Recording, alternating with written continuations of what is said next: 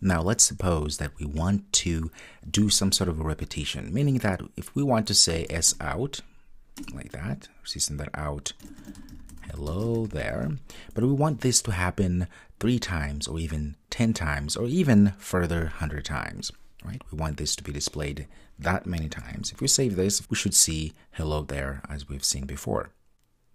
There we go, hello there, right? But if we want to see hello there as many times as we want to see, let's say 10 times, what we would have to do is do this, right?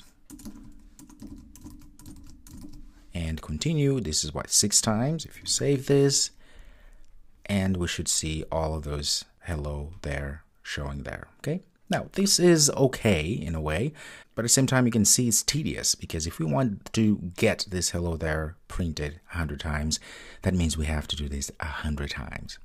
So obviously you know where I'm going with this, and obviously you know that there should be a solution for this if I'm bringing this up. And if you thought that way, it is true. Indeed, we do have a solution. So the solution is the for loop, or looping in general. What it does, the for loop or looping in programming language, specifically in Java, is that it allows us to create conditions, and within those conditions, we loop through, or we display whatever's inside that condition until that condition is no longer true. So that is what we call a for loop. Before we go further, what I can do, let me move our console here to the right here. Maybe that will help us a little bit. So if we click on these 3 icons or 3 dots there, we can actually move this. You can't quite see because it's away from the viewing area. I can put that to the left. If you do that, it is to the left, but I actually don't want that to be left. I want that to be to the right. So I'm going to put that to the right. There we go. Now we can see our console is showing to the right. So this is going to be, I believe, a little bit more helpful, and you can give it more space there. Okay, so we can see things happening. Very good. So how do we do this for loop thing? Well, I'm going to get rid of at least all of those. To create a for loop, we just say for and hit enter at this point, right? So now we have to pass in what we call an expression. So inside here, what we will have to pass is the expression that needs to be evaluated while everything that was going to be inside of these curly braces runs.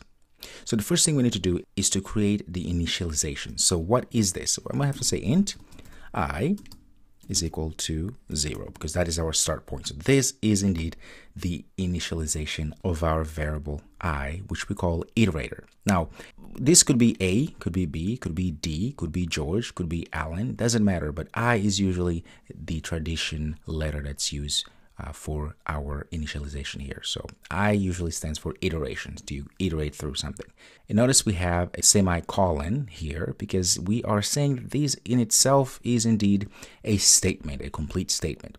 However, inside of for loop, we still have to add more statements, if you will, for this to work. So once we have our initialization here, we need to add our comparison or our condition.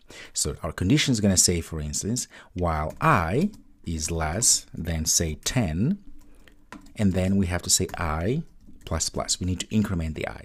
So very simply here, we are saying create an integer, and I assign it to 0. This integer's name is I. It's going to be our iterator.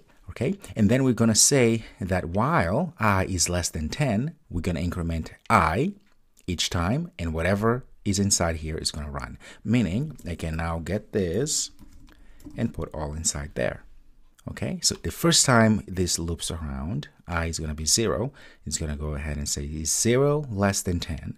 It is true. If that's true, then we increment I by 1. That means I1 is 1. And then it goes through and loops through once. So we should see hello there. In fact, let me clear this so we don't get confused. All right. And the second time goes, well, what is I now? I now is 1. Okay, very good. Is I less than 10, meaning it's 1 less than 10. True. Increment to 2. Show the second one. We keep going until this no longer holds true. Now, let's do a little bit of detective work. When that this no longer holds true? Well, this statement here, this condition, will no longer hold true when I is what? 10, right? Because if I is 10, then it's going to be 10 less than 10. That is not true. Hence, it will stop. Okay, so let's save this and see what's going to happen. I'm going to go ahead and run. We should see 1, 2, 3, 4, 5, 6, 7, 8, 9, 10 hellos there. All right.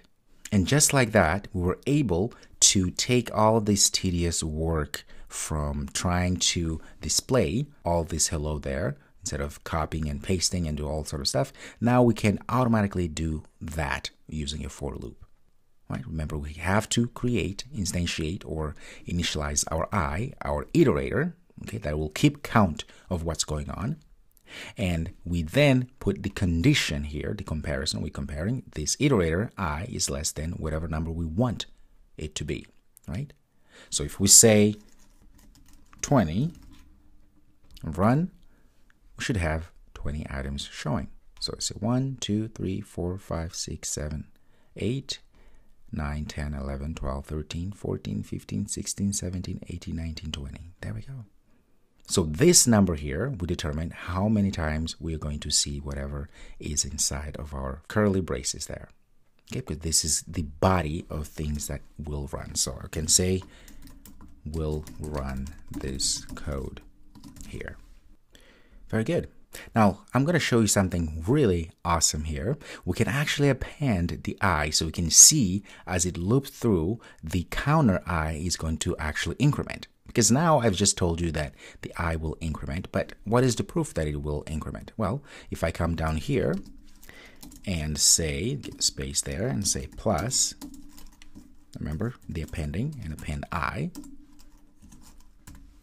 like that. So is this I here, our counter, our iterator. Go ahead and run. Let's see what's going to happen. There we go. So it goes, hello there, 0. Why is it 0 at first? Because at the beginning we say I is going to be equal to 0. Therefore, the first time is going to run I is 0, and the second time I is going to be 1 because we have incremented it. So each time, the first time is going to be 0, 1, and so forth. Notice also, because it all starts from 0, this is something to remember. Well, mainly because we said it should start from 0, and you should always, most of the time, start from 0. There's exceptions, of course. Notice that, of course, we have 20 items that are being shown here, but it ends at 19. But total is 20, right? Although we start from 0. Okay, so that is the moral of this story.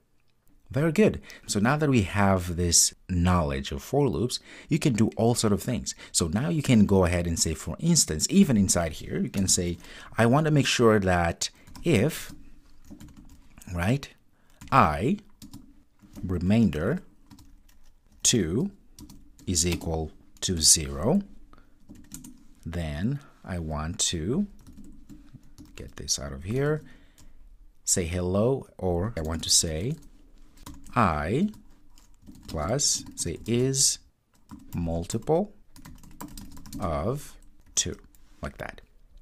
You remember this, right? Because the remainder here, it gives us the remainder, if you remember correctly, right? So that means we are now going to put an if statement inside here that says, okay, as we go through looping through in our for loop here, we also want to add an if statement that will say, okay, as we loop through, we're going to count the I, and we're going to divide this I as we're going through by 2 each time, right? So if I divided by 2, the remainder is 0, then we're going to print. Otherwise, we're not going to print. So in this case here, we're trying to get all the numbers from 0 to 20 that are divisible by 2. Really from 0 to 19, as you see here, because we start from 0, right? So all numbers are divisible by 2. They are indeed multiple of 2. You can see now the applicability of the remainder operator there. So save this real quick and see what's going to happen. There we go. 0 is indeed multiple of everything or anything, right? 0 is multiple of 2. 2 is indeed multiple of 2. 4 is multiple of 2, 6, and so forth. It doesn't say 19. It doesn't say 1. It doesn't say 3. So indeed, all that shows here are multiples of 2. If I change here to 3, obviously things are going to change, and I can change this to reflect those changes. Command R, and voila. 0 again is multiple of everything. 3 is multiple of 3 because 3 divided by 3 is always 1. 6 divided by 3 is 2, and so forth. Very good. So you can see now the things that you can do with the knowledge that you have of the for loops and the if statements, as well as the remainder operator there. Okay, go ahead and play around with this concept. If you want, make this a little bit more complex as you want it to be. And who knows, maybe you're going to come up with something very cool, worth sharing with us, and don't hesitate to do so. All right, folks, thank you so much for your time. I will see you in the next video.